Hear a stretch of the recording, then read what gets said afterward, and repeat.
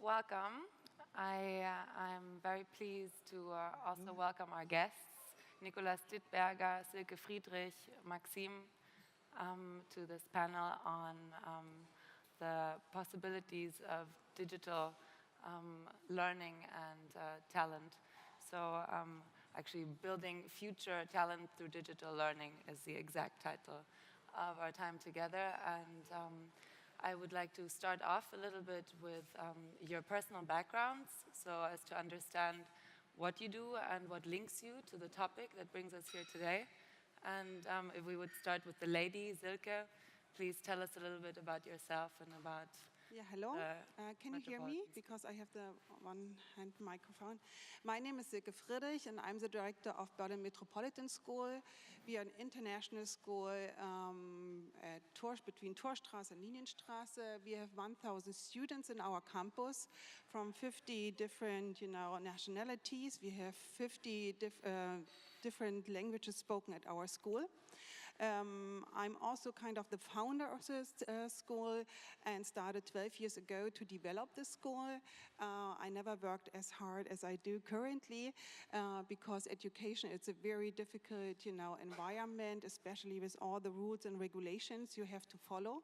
Nevertheless, we made it. We are here. We finished our school development phase last year and are now, a well-accredited school with a very modern curriculum, and I think that's why I'm here, because we try very much to integrate technology in our curriculum and to encourage students to use their talents and to learn not so much the content, to focus more on concepts, attitudes, and also teach them, strong values, because if you want to live a fulfilling life, you have to have a good base of values. Yeah. Thank you very much. And you also said before we actually came to stage that you use something that's called mathletics. And I'm excited to see how maybe in the future you can also use Math24, which brings me to Maxim. And hi, everybody. My name is Maxim Nitsche. 7.5 years ago, we, together with my family, co-founded what today is known as Math42. We basically started out from automating everything that is private tutoring in math pretty much all over the world, and are going now towards kind of trying to automate every process, everything there is in the math education cycle. We're being used by 2.5 million students across the world, a bit more right now, and are expanding towards Asia and have, of course, a very tight grip and hope a good understanding of where we want education and didactics to go if the goal is to empower the kids from today to be able to be adaptable for tomorrow. And as far as I understand, your family also empowered you very much to go your way, because your father is a mathematician who won the World Chess Award. And so could you tell us a little bit more about that? Yeah, so I come from a family of mathematicians. My grandfather was a math professor. His brother was a math professor. My father studied math. His sister is a math teacher. My brother and I studied math. And are you a geek? 6 cousins studied math. Are you a math geek? I tend to be a math geek, but I'm not the best one in the family, definitely, by far. Which is saddening if you're at home and suddenly you say, "Oh, I'm solving that faster than you," but you get used to that. But yeah, so my background is very much in math, and my father, as you mentioned, developed one of the first chess computers, got to be computer world chess champions, and had a couple of patents here and there. Well, you know what they say about good founders is that you don't have to be the best at everything, you just hire really good people. Yeah, I hire my brother. Well, congratulations. I really look forward to hearing further on in this conversation how you actually expanded the product, because you've gone quite far with it. As far as I understand, you're also in Africa. But first, let's come to the head of DACH and Germany for Udacity. So, Nicolas, it's a great pleasure to have you here today, and I look forward to your introduction. Thanks, Paula. So I'm representing Udacity, which is a platform for online education, originally founded in 2011 by our founder Sebastian Thrun, who is the inventor of the self-driving car and the Google Glass, he went into online education when he realized that his artificial intelligence class attracted a couple of 100,000 students worldwide. So that was the founding idea for our company, Udacity. Today, we are a platform for industry-level training. So we are looking at specific job skills that are high in demand on the labor market.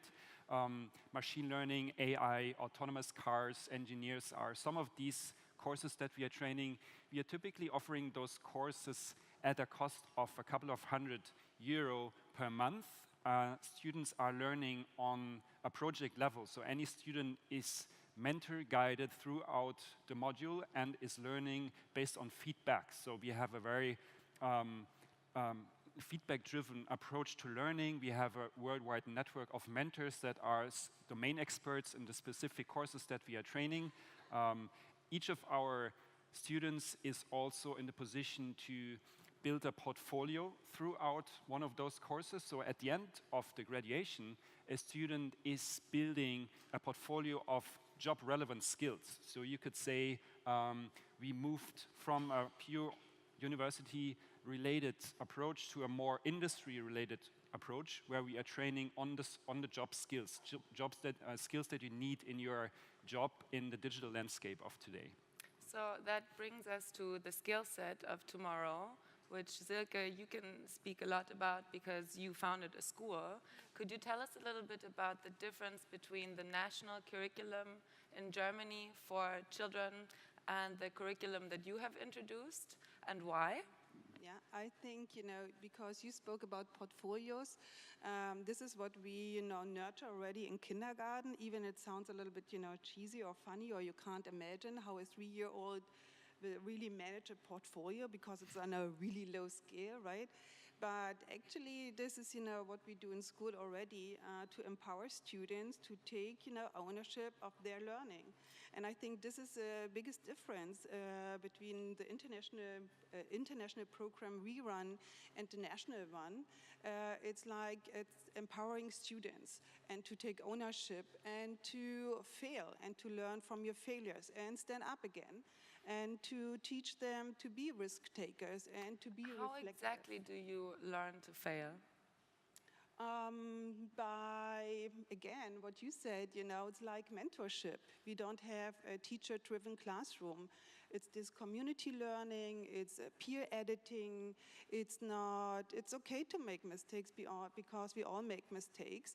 And of course, this requires a lot from a teacher and from school organization, because you have to be highly organized to nevertheless, ensure that at the end, 22 children arrive at a certain point you have to arrive at, because at the end, after 12 years, you want to give out a certificate with a stamp and with a diploma, so that kids really can, strive for their future ambitions. Which brings us to a very interesting other point, is the measurability of online against offline learning. There currently is very little data when it comes to the comparison of offline and online learning, particularly because there's a lot of new curricula that are being introduced, new ways to measure success of programs. Regarding Udacity, you guys have developed your own credibility system based on this portfolio that each student actually participates in. So how do you actually argue for this curriculum, and how do you measure the success rates also? We look at student success rate very specifically on a very itemized level. So even on a module level, we have several tasks, several quizzes, several parts of a project to complete, and we look at the success rate of the student within a module. And if our learning team of the course understands, okay, there seems to be a high dropout rate of a certain cohort in a certain module, then we look at those tasks specifically and may redo and update them so that the success rate or the completion rate of our students is being upgraded, because we want our students to succeed eventually, of course. But how do you make an employer understand if a student is particularly empathetic, or if he has intercultural communication skills, or if he can manage his anger? which is something in developing countries that is also based on a lot of energy that people have not been able to use in a productive way. These are factors that are quite difficult to measure, that are very important in teams. We have a whole career services team and career services track part of our curriculum. So that's basically a separate part of the organization that is training people to be successful on the communication level. It trains people how to apply for a certain job. It trains people how to position themselves and also how to promote themselves. So that's what we do. But we don't technically train soft skills in terms of a communication that they may have in an interview kind of situation. However, we train them to be successful on the application level. I think that when it comes to soft skills or when we think about online learning, that's the core part that I think online learning will never take over. That's the point of a school, is not only to teach kids but to socialize them, to teach them how to interact, how to be able to do certain things and what to do and what not to do. But maybe to come back to kind of the grading and the understanding of a student's level at a certain point, I think that's one of the most important parts when you look at online learning is, am I able to objectively tell you whether you're good or bad, or where you're good or where you're bad, what you need to do next? What you need to do next, if I understand it correctly, what a school with a teacher obviously does is the main challenge of everything that is online.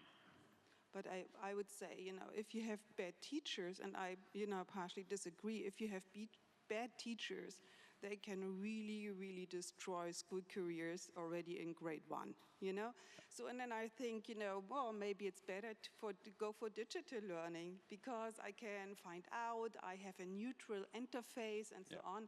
And I grew up in a little village, behind the curtain, in East Germany, and absolutely nobody would expect that I sit here on the stage, running a school with an international program. And I think I would have loved to have access to courses which are of interest for me, but I was surrounded by bad teachers. So it's like, Please don't take me wrong. I absolutely have the same thinking. That's why we did Math 42, is to have an approach that is built here in Germany that helps someone in Ethiopia, in Shanghai, in New York, the same way it does a kid here in Berlin. Especially math, Yeah, like that's how many a great bad thing math about teachers we all experienced. Yeah. So I'm facilitating this group, but I would respectfully disagree, because particularly when you're dealing with people who have a strong mind block, it is important for them to understand that their learning is part of their everyday lives, and they don't have to go back into a room to continue to learn and to build up a kind of second life over the internet. So this psychosocial support for people who actually try to use their abilities. What about women who are otherwise not allowed to work? What about religious difficulties? What about cultural difficulties that do not allow you to use your potential in a way that you would like to?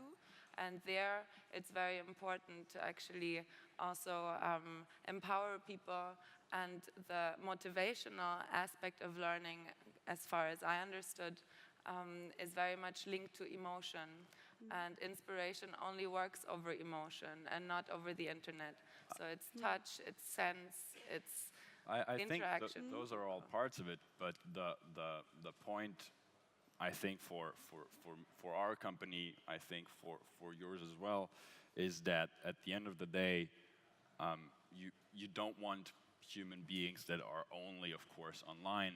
What we try to do is to make very important skills and skill sets more accessible to more people that wouldn't have access to this in any other shape or form. And we don't have to go to Bangladesh. We have the same problems here in Germany, in France, wherever it is, where you have very underprivileged kids that simply don't have access to private tutoring or don't have access to great education. And when it comes to this first hurdle, to simply have access to the most fundamental educational materials, this is what I'm thinking about. What I think when it comes to the educational part, or religious discrimination that you have in almost every part of the world, that's the next step that I think online won't be able to. I have no concept for how online is able to tackle this. And how do you promote your product? Do you deal with ministries? Do you deal with schools?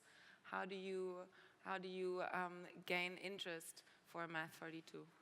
For us, we haven't spent a cent on marketing or on PR, never. We just developed a product that solved the problem for a lot of people. And then eventually people start talking about it. And of course now from bottom up, we talk to ministries about this is what's wrong with your curriculum, or this is where you could And do they're better. open for that? In the Asian part of the world, yes. In the Asian part? Yeah. Asia is very large. Singapore, China, Japan, they'll talk to you. They're very open to understanding what they need to do next. Who's they? The ministries of education. Okay. But here in Germany, that's a slightly more difficult task. How? It's a very secluded, gated community. When you have the big publishers, and we have maybe the biggest educational publisher that has invested in us, and even with that background, it's impossible to talk to these guys and tell them, you need to do this and this and this if you want to improve your digital footprint, if you want to make it more accessible to more people, because the structures are so impregnable and so conservative that it's very, very difficult to pierce. Is it a problem for you that the ecosystem of education in Germany is so fragmented? Yes, very much. In Germany, we have 1,000 curriculas. We have 16 Bundesländer, and the horrible mantra of Bildung ist Ländersache, which means basically that education is the stuff for the Bundesländer, which breaks everything down, which is why we don't have a lot of educational innovation within schools. Which I think is also a competitive advantage, because you don't have to play by those fragmented rules at all. Yes. Like I could not think of a reason why I would want to talk to any ministry, because I would need to play after the rules. Exactly. And that would add a lot of complexity and would slow you down when you want to build a business. So I would rather... In Germany, yes. Yes. Does Here in that Germany, mean you can do whatever you want? Well, there are certain regulations in place, but technically, if you want to build a business for any startup, I wouldn't think of talking to a ministry at first hand. I would rather look at the market, and I would look at where is a potential out there, and then I would aim to basically build a product that has product market fit. Absolutely. I would take that, I would note that as a hidden yes. Silke, you have been wanting to say something for a while. No, I think, we have, I think our problem with the educational system in Germany is that we really need a culture shift, that you can integrate this platform or this alternative, scenarios. It goes back to, do we want to empower our students, or do we want to make sure that our teachers have in the future a job? And I think this is the question, and I think the German educational system has its goods and strengths. We are in state-recognized schools, so we have to play to the rule, we have to talk to the ministry, and we are observed by the Berlin Senat. So we are highly, dependent on the Senat and on the political system, which is okay, but nevertheless, you have to keep going and fight the good fight for those children, because I think this is my biggest critique. Every day we lose a lot of potential in our country. It's, with the refugees children, it's with the children who don't have access because they only can go to the school next door because it's like Einzugsgebietsgrundschule and so on. And I think it's time to change and to rethink. So regarding the phenomenon of mass migration, do you think this also poses an opportunity for positive change in education in Germany? I hope so. It's always a question of perspective, right? Also if you have a classroom with 20 children, with 18, different nationalities, you are forced to think about, how I teach language, how I can teach history as an example. So, and this is, was for me, when I started this adventure, an eye-opening, because then I understood, actually, yeah, that's our job as international school, because for this, 18 children, which are not German, and for them, it's not the priority, to learn about the Weimar Republic. It's like we have to offer something, because otherwise we lose them, because they are bored, they don't feel heard, they don't feel participating, they don't have buy-in. And so, Nicolas, how do you leverage the opportunities that come with intercultural groups of students in those digital classrooms, for example, that you have? Do you see a lot of positive results because of this mix of identities, cultural backgrounds? So we are looking at the labor market as talent hubs. So we are looking at certain suburban areas such as London, Paris, or even Berlin, where we have big segments of talent in digital skills, programming languages being one of them, digital marketing skills being another example. And these segments or these groups of people are surprisingly similar in terms of their backgrounds, in terms of their education track. They have typically studied abroad. They are not typically only born and raised in Berlin. They are coming from all over the place. So this kind of workforce that we are looking at with Udacity is cross-regional. They are coming from all over the place, technically. Even if you look at programmers or professional engineers, they are coming from a global background, because many of these people are pretty rare. Some of those programming languages are super rare still on the labor market. So these people are moving from Brazil to Germany to take a job at SoundCloud or whatever. So that's the normal for us. In culture hacking, for example, they say that learning on the job is so much more effective than learning theories, because the brain actually learns over intense experiences that you make rather than over time, because it's easier than for an experience to sink in and for the brain to form new synapses. So this, again, is something that theorists say speaks for learning on the job, which is, again, something that you have included in Math 42, since it's a very gamified app, as far as I understand. Yeah, so the app for now has been very lean, no gamification whatsoever. And now, as we also have been in touch with the industry, especially in Germany, where we have a lot of so-called Auszubildende, you have to have different connections between different sectors of your education, and you have to motivate people, because you talked about emotion. It's when we talk about math, and I look at you, and you all go like, oh, no. You go like this, because math is not a sexy. It's not a sexy topic. It can be. Being an for engineer me it is, but really for most sexy. people it isn't.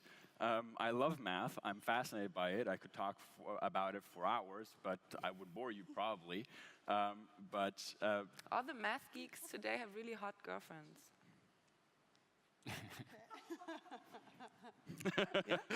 No, but the point here is when we think about the purpose of education, and what you both touched on, is the purpose of education is not anymore to teach history. It's not about teaching Latin or Greek. It's not about teaching physics. It's about, do I give a kid or a student or even a professional the skills he needs to survive or to strive to greater heights? And at the end of the day, this means that we have to fundamentally rethink the position of teachers, the position of technology, the position of cross-topic education, as we see with you guys. And this is one of the big challenges we face, especially here in Europe, which is commonplace now in Asia. But a lot of schools are going to this direction. And what is the Asian approach to it? So I just came back from Singapore, and they have a fundamentally different curriculum from ours. When you look at math, it's looked at as kind of a problem-solving topic where you train your brain to divide bigger tasks into small subtasks, something that is applicable to anything. It's about problem-solving and not fitting into systems. Exactly, and you, of course, you need the basics of mathematics to be able to solve these problems, but it's about having a brain that is able, and if you have this brain, you can do anything. You know, if you have learned this, and everyone here has done it, even if they don't recognize this, math has changed you in more ways than you think, but this is exactly the point. is that you need to problem solve instead of So we doing. work a lot in the Arab region with founders, and we see that particularly with engineers, it's not their engineering skill set that is lacking, it's the psychosocial abilities. That it's hard to communicate sometimes, it's difficult for people to stand up for their abilities and to continue to learn without falling back into a mind block. So I would agree, but Silke? Yeah, I think, that's the biggest difference. Exactly what you described goes back to empowering students, and it's like to learn how to learn. And I think, that's the point. It's not that you are given content you have to repeat over a certain amount of time, and then you have an assessment, and then you're good or bad. Then you can go to gymnasium. If not, you're the loser anyway. Yeah, and this is bad because it's about, this building brain and building capacities to enable students for lifelong learning. I know it sounds really, really cheesy, but that's it. They have to strive and have to create their own ambition. And I think we should, trust our students more. And not, take them... And enable them to trust themselves. Yeah, and I see, my youngest child, I have 3 children. My son is already 19, my middle daughter grade 10, tortured by the MSR currently, and my little one is grade 6. And what she can do, you would be surprised. And it's because she has trust in her abilities, she knows how to do, she's confident, and she can think, and she can articulate her thoughts, and she can work in a team, and she can do this in 2 languages. And this is not super high sophisticated. Every school on this planet can do this. It's not this, reduction on iPads for schools, and then you produce good education. That's definitely not the case. It's organization, it's thinking, it's the culture you create in your place. Well, thank you very much for sharing your perspectives. We're almost at the end of the panel. Alrighty. And as far as I got from all of you guys, the common denominator that we're looking at is that we have to go from teaching people to fit into systems to problem solving, which is something that also for people in Germany and in Europe, we do have a lot of problems at the moment, so we can work on the job quite well and focus on lifelong learning in order to solve these problems together. And I would be very grateful if you would share one last sentence each as to your hopes and visions for the future of where is Udacity going, what would the Metropolitan School like to achieve, and what's the biggest dream of Math 42? I start again? Yeah. My wish would be that, in general, the educational system in Germany would go through a consolidation phase to give rebirth to a kind of modern curriculum. This is what I wish. I would wish that, people who are responsible would come to good schools, to look at good schools, and our future starting already in Kita, and not, the top-notch universities we always, promote.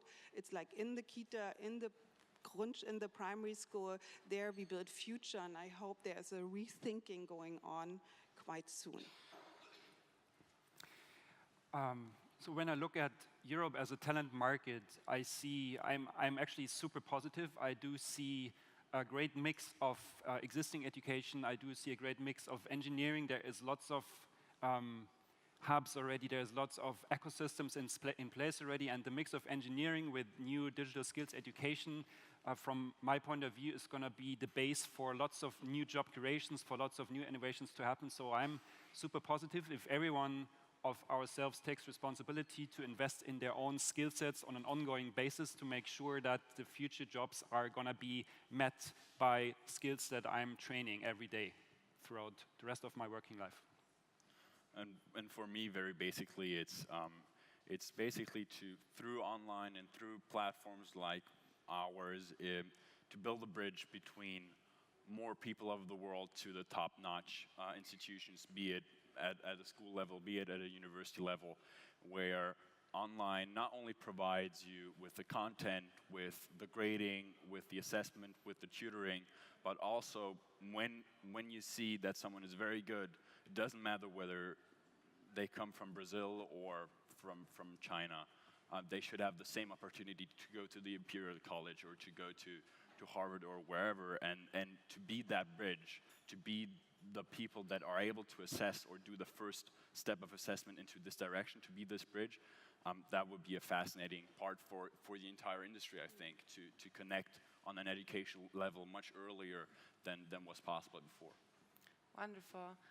I would also like to share a closing remark, which is that we should, in order to be able to learn together and learn from each other, we have to listen to each other more. And since there will be difficulties, we will have to be tolerant about things, and we will have to learn to forgive more. And as Mike Tyson said, if you're tired, learn to rest and not to quit. So we're in it for a marathon of learning, because we have very good brains, and we're looking at continuous innovation. So I really look forward to forming synergies with all of you.